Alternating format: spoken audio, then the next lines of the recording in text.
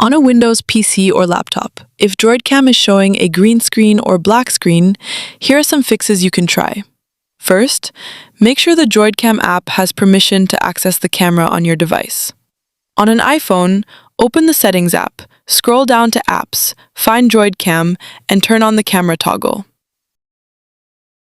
On Android, go to the Settings app, tap Privacy, then open Permission Manager. From there, select Camera and Microphone, and make sure DroidCam is allowed. Once you fix the permissions, go ahead and check again. If it's still not working, then check the camera resolution on your phone and in the DroidCam client app on your PC.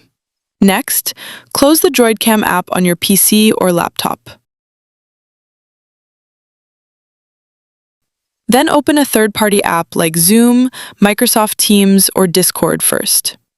What worked for me is opening an app like Microsoft Teams, and right before joining a meeting, turn on the camera and select DroidCam as the video source. After that, open the DroidCam app on your system, connect it with your iPhone, and start using it with apps like this.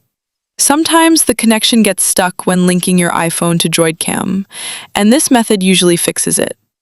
Another solution is to enable advanced camera settings on your Windows PC or laptop. Click on Bluetooth and devices on the left side, then select Camera. Choose the DroidCam video device, usually listed as DroidCam source. Click on Edit next to Advanced Camera Settings and turn on the toggle for Allow multiple apps to use the camera at the same time. Then apply the changes. Also, under Camera Privacy Settings, make sure DroidCam is allowed to access the camera for all apps on your Windows PC. Finally, restart your device and check again. Make sure DroidCam is updated to the latest version on both your phone and your computer. If you have any questions, drop a comment below. I hope this helps.